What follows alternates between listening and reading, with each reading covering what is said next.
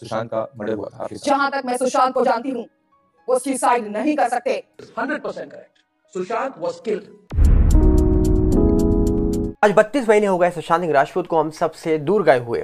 और सुशांत सिंह राजपूत वाला मामला जो पिछले 2.5 साल से लगातार कंटिन्यू चल रहा है, इस मामले में कई बड़े खुलासे हुए, पर उसके बावजूद आज ये मामला किस जगह पर है ये कोई नहीं जानता। पर कहीं ना कहीं अगर बात करें तो सुशांत सिंह राजपूत वाले मामले में उनकी सिस्टर हो, रूप कुमार शॉ हो, या सुशांत सिंह राजपूत के फैमिली लॉयर विकास सिंह जी हो, इनके कई बड़ी बातें जिनके बारे में आज हम बात करने वाले हैं, जो कहीं ना कहीं ये दावा करते हैं कि ये मामला 302 की ओर जाता हुआ दिख तो रहा है, पर जाएगा या नहीं जाएगा ये तो अंत में पता लगेगा। जिस मामले को 32 महीने बीत जाए वो मामला ठंडा पड़ जाता है, पर इस मामले में सुशांत सिंह राजपूत के फैंस जो आज भी एक्टिव हैं, जो आज भी शांत नहीं है, लगातार आवाज़ उठा रहे हैं, ट्विटर पे आवाज़ उठा रहे हैं, लगातार न्याय की गुहार लगा रहे हैं, और उनकी ही वजह से आज ये मामला शायद जीवित है। आपको सबसे पहले मैं यहाँ पर दिखाऊंगा कि किस तरीके से सुशांत सिंह राजपूत वाले मामले में उनकी सिस्टर से जब ये पूछा गया था कि आपको क्या लगता है इस मामले में 302 लगनी चाहिए, क्या सुशांत के साथ गलत हुआ है, तो उन्होंने प्रदीप भंडारी जी के शो में आके क्या कुछ बोला था। पर उससे पहले आपको याद दिला दिया जाए, विकास सिंह जी बहुत पहले अपने एक प्रेस कॉन्फ्रेंस में ये बोल चुके थे कि जब मैंने इसके डॉक्टर से बात करी थी तो उन्होंने कहा था ये 200% स्ट्रैंगुलेशन के मार्क हैं। और कहीं ना कहीं उन्होंने एक बात और बोली थी कि इतना टाइम क्यों लग रहा है SBI को ये मामले को 306 से 302 में कन्वर्ट करने में। तो इन सवालों के बाद जब हाल ही में सुशांत सिंह राजपूत की सिस्टर प्रियंका सिंह जी पहुंची थी, तब उन्होंने क्या बोला था प्रदीप भंडारी जी के शो में, मैं आपको चाहूंगा कि एक बार आप ये भी जरूर सुनिए, देखिए जरा इस बात को भी। सुशांत को मारा गया, आपको क्या लगता है? आपको क्या लगता है? आदेश आपको सुनना चाहता है कि क्या सुशांत का मर्डर हुआ था आपके साथ? जहां तक मैं सुशांत को जानती हूँ, वो सुसाइड नहीं कर सकते। कि मैं हर एक इंसान से बोलना चाहती हूँ जो इस केस से जुड़ा हुआ है, नहीं कर सकते।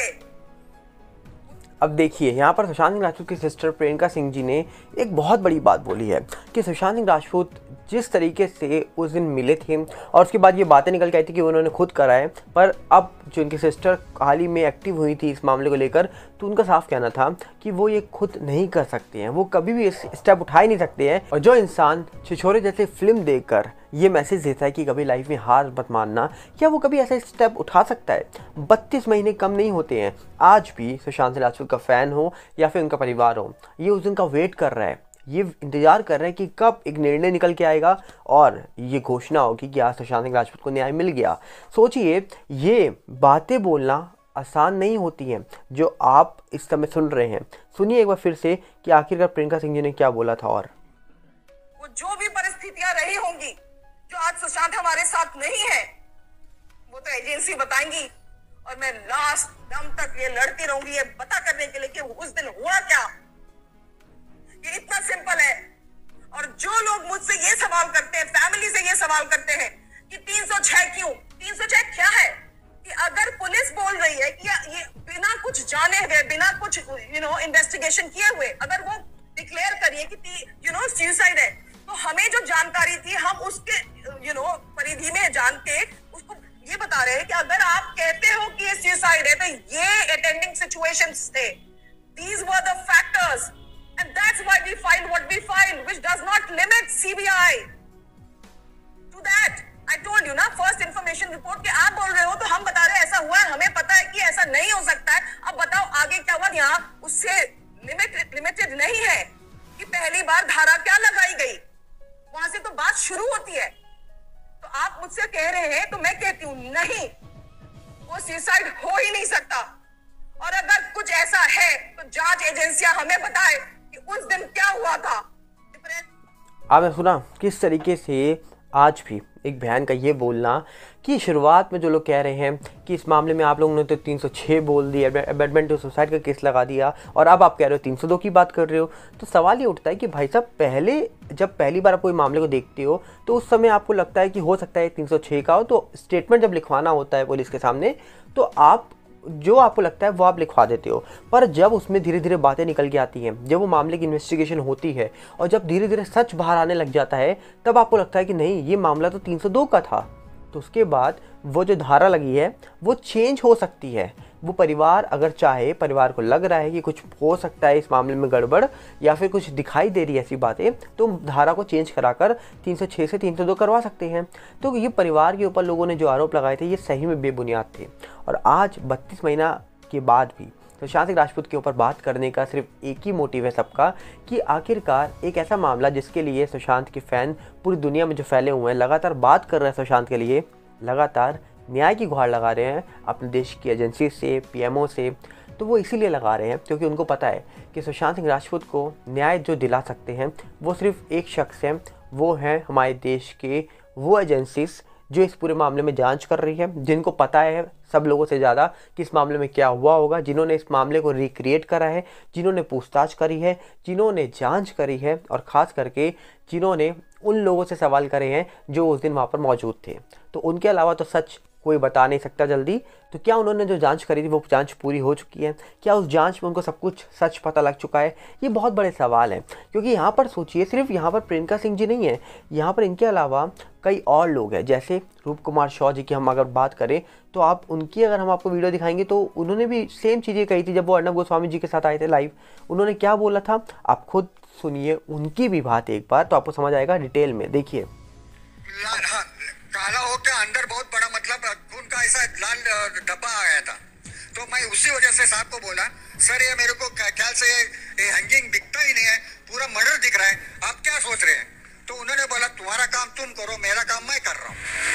रूप कुमार शॉ, देखा आपने, रूप कुमार शॉ जी जब अर्नब गोस्वामी जी के साथ लाइव आए थे रिपब्लिक भारत पर, तब उन्होंने भी हाल ही में 1 महीने पहले की ये बात है, दिसंबर के आसपास की बात है ये, जब उन्होंने खुलासा करा कि ये जब पहली बार मैंने देखा तो मैंने पहले ही बोल दिया था भैया वहाँ डॉक्टर को कि मुझे तो ये लग ही नहीं रहा है जो बोला जा रहा है केस, ये तो कुछ और ही मामला है।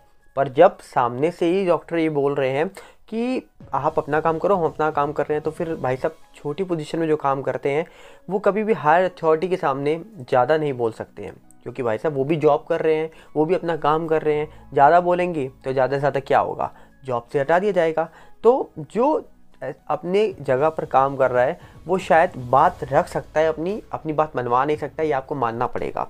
क्योंकि अगर आप कहीं जॉब कर रहे हो तो आप अपने बॉस से कोई बात ज़बरदस्ती मनवा नहीं सकते हो, अपनी बात रख सकते हो, अपनी प्रॉब्लम रख सकते हो, जो आपको लग रहा है वो आप रख सकते हो उनके सामने।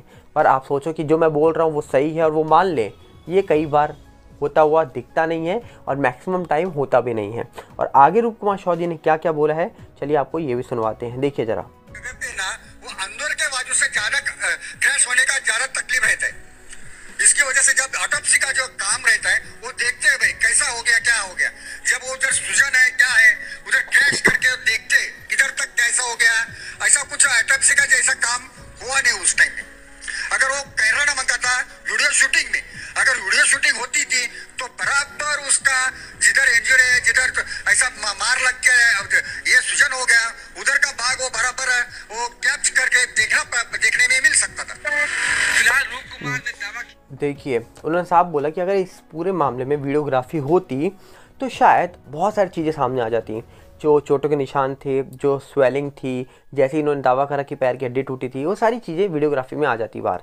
पर जब इस मामले के सबूतों की बात आई, जब इस पूरे मामले में इन्वेस्टिगेशन जो हुई थी उसकी बात निकल के आई, तो बहुत सारी बातें और उठ गई, क्योंकि इन्वेस्टिगेशन के नाम पर बहुत सारी चीज़ें निकल के आई और फिर प्रूफ के नाम पर भी बहुत सारी बातें निकल के आईं। और रूप कुमार शॉ जी का ये दावा कि वीडियोग्राफी होती मतलब नहीं हुई वीडियोग्राफी, और अगर हुई भी तो वो कहाँ गई, और अगर है वीडियोग्राफी तो क्या उसमें ये सब चीज़ें निकल के नहीं आई जो रूप कुमार शॉ जी बता रहे हैं। ये कई सारे सवाल जिनके जवाब आज भी देश की जनता जानना चाहती है, और इन सवालों के जवाब सिर्फ एजेंसीज दे सकती हैं।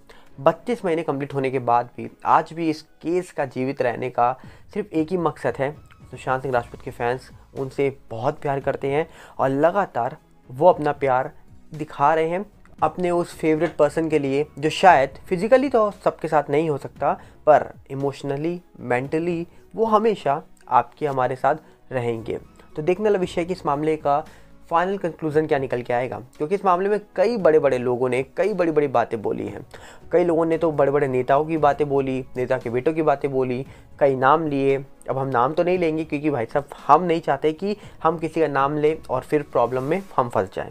तो इसी तरीके से बड़े बड़े लोगों ने नाम लिए, क्योंकि उनके पास पावर है और गद्दी है तो वो लोग नाम ले सकते हैं। तो कई लोगों के नाम लिए गए, पर उसके बाद भी क्या हुआ, अंत में कुछ भी नहीं हुआ।